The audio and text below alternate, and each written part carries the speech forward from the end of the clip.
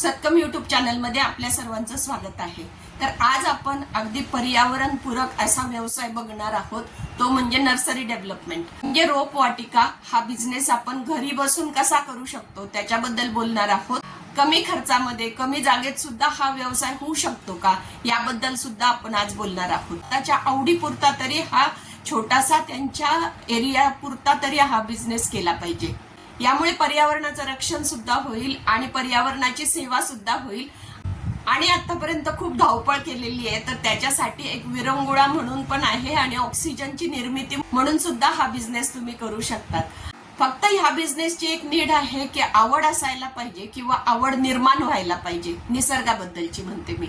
तर निसर्गामध्ये खूप वेगवेगळ्या गोष्टी आहेत आणि कुठलंही हिरवं झाड आपल्याला ऑक्सिजनच देतं हे महत्वाचं आहे। त्याच्यामुळे हिरवळ हल्ली आपल्याला सगळ्या ठिकाणी पाहिजे। किती AI आला तरी सुद्धा आपल्याला ऑक्सिजन लागणार आहे आणि म्हणून ह्या ऑक्सिजन निर्मितीसाठी सगळ्यांनी प्रयत्न करणं आता गरजेचं आहे। मोठी झाडं लावणं तर ती खूपच मोठी गोष्ट आहे आणि खूप चांगली गोष्ट आहे, परंतु आपल्या आपल्या एरियामध्ये आपल्या आपल्या घरामध्ये जेवढी काय जागा असेल त्या ठिकाणी हिरवळ असणं गरजेचं आहे। हे आपल्या तब्येतीसाठी सुद्धा आहे, वातावरणासाठी आहे, संपूर्ण कुटुंबाच्या तब्येतीसाठी आहे आणि आजूबाजूच्या लोकांना सुद्धा ऑक्सिजन मिळणार आहे आणि प्रदूषणाचं प्रमाण थोडंफार का असेना कमी होणार आहे। तर त्याच्यामुळे आपल्याला ह्या गोष्टी कराव्या लागणार आहे। जे रिटायर झालेले व्यक्ती आहेत त्यांनी किंवा केमिकल फॅक्टरीमध्ये शक्यतो ज्यांनी काम केलेलं आहे अशांसाठी हे खूप उपयुक्त बिझनेस आहे। सुरुवातीला त्यांनी स्वतःपुरतं करावं, झाडं जगवावी। फक्त ह्याच्यासाठी अजून एक आहे की ऊन असायला हवं। सगळ्या झाडांना उन्हाची गरज आहे हे आपल्याला माहिती आहे, त्याच्यामुळे थोडं तरी ऊन दाखवण्याची सोय पाहिजे तर आपल्याला हा बिझनेस करता येतो। तर हा बिझनेस कोणी करू शकतो, अगदी ग्रामीण भागातल्या महिला पण बनवू शकतात। छोटी छोटी रोपं तयार करायची, ग्रो बॅग मिळतात, तर ग्रो बॅग मध्ये माती, शेणखत, अशा छोट्या छोट्या पालापाचोळा, त्याचं खत, अशा छोट्या गोष्टी लागतात त्याला। परंतु त्याच्यासाठी मात्र मानसिकता खूप महत्वाची आहे, निसर्गाची आवड असणं महत्वाचं आहे।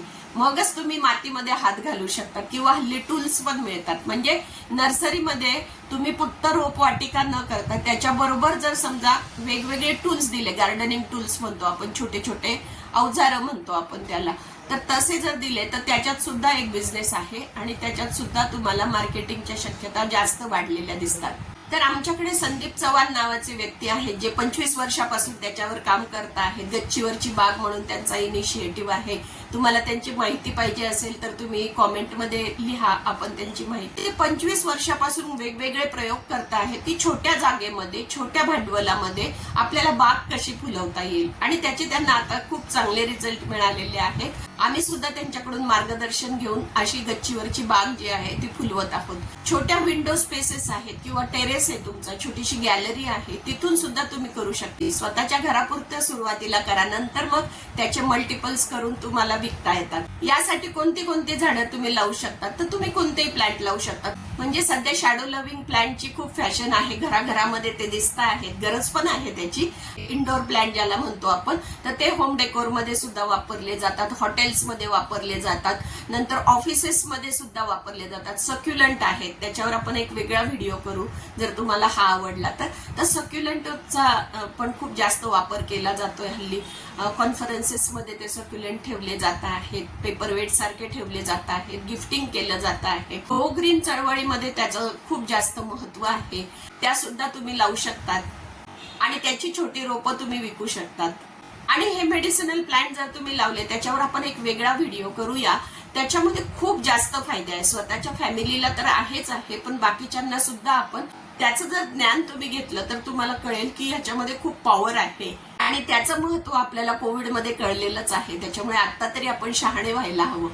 तर असा हा बिझनेस तुम्हाला खूप जास्त भांडवल न गुंतवता छोट्याशा भांडवलामध्ये सुरू करते। आता बघा, मी एक कुंडी दाखवते तुम्हाला, बघा हे आहे की नाही, सुंदर आहे की नाही, है ना? तर हे जे आहे हे हळदीचं रोप आहे। मला इतकं छान वाटतंय त्याला हात लावताना सुद्धा, हिरवगार आहे आणि रखरखीत उन्हामध्ये इतकं छान वाटतंय ते। तर हे हळदीचं रोप आहे आणि ही कुंडी मी सहज उचलू शकते आहे। याचं कारण असं आहे की याच्यामध्ये आम्ही काही प्रयोग केलेले आहेत संदीप चव्हाणांचेच प्रयोग आहेत तर ते मी केलेले आहेत. आणि त्याच्यामध्ये लाईट वेट कुंडी कशी असावी हे बघा. कमी माती आणि जास्त गोष्टी त्याच्यामध्ये वेगवेगळ्या टाकलेल्या आहेत ज्यामुळे ह्या कुंडीचं वेट कमी झालेलं आहे. तर अशा आपण उचलू शकतो बघा. अशा प्रकारे छोटे प्लांट आपण घरात सुद्धा तयार करू शकतो आणि त्याचा आनंद घेऊ शकतो. आणि शेवटी हिरवळ पाहिल्यावर जो आनंद तुम्हाला होणार आहे ना, त्याच्यासारखा आनंद नाहीये.